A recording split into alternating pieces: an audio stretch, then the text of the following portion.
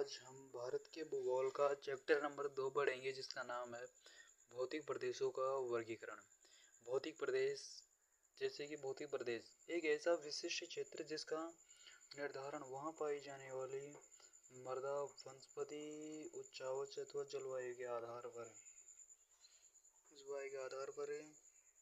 किया गया वो भौतिक प्रदेश कहलाता है।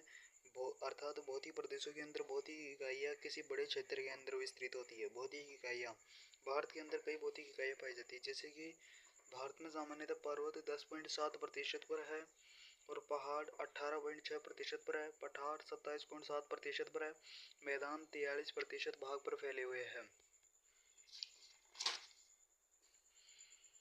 ये देखो, हिमालय पर्वतीय ऊपर भारत के कौन है? हिमालय पर्वतीय या उत्तरी पर्वतीय प्रदेश है, बीच में मध्यवर्ती मैदान है, और फिर प्रायद्वीप पठारी प्रदेश है, इधर तटीय मैदान है, और ये द्वीप समूह रहा। और भारत को सामान्यतः 5 भौतिक प्रदेशों में बांटा गया है, लेकिन इन्हें वर्गीकरण के अंतर्गत 4 भागों में पढ़ा जाता है, जैसे हिमालय पर्वतीय प्रदेश या उत्तरी पर्वतीय प्रदेश, मध्यवर्ती मैदान, प्रायद्वीप पठारी प्रदेश, तटवर्ती मैदान व द्वीप समूह है।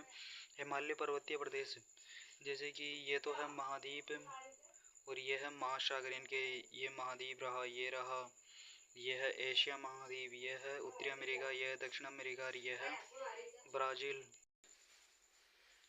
हिमालय की उत्पत्ति के सिद्धांत जैसे कि महाद्वीपीय विस्थापन या वेगनर का सिद्धांत। महाद्वीपीय विस्थापन का सिद्धांत जर्मनी के भूगोलवेत्ता अल्फ्रेड वेगनर ने यह सिद्धांत 1912 के अंदर दिया था। इस सिद्धांत के अनुसार हिमालय की उत्पत्ति अंगारा लैंड, जिसे लॉरेंसिया भी कहा जाता है, वह गोंडवाना लैंड के मध्य होने वाली अभिसरण गति के परिणाम स्वरूप हुई है। हिमालय पर्वत का निर्माण अलग अलग युगों में हुआ है, अर्थात इन प्लेटों के मध्य होने वाली टक्कर भी अलग अलग युगों के अंदर संपन्न हुई है। जैसे कि यह है जलमंडल, यह है स्थलमंडल, स्थलमंडल को पेंजिया कहा जाता है, जलमंडल को पैंथाला से कहा जाता है, और यह है अंगारा लैंड या लोरेंसिया, और यह है 33 सागर इनके मध्य, और यह है गोंडवाना लैंड, इनके मध्य टक्कर हुई तो हिमालय पर्वत का उद्भव हो गया। भूसंनति सिद्धांत, ये सिद्धांत किसने दिया है?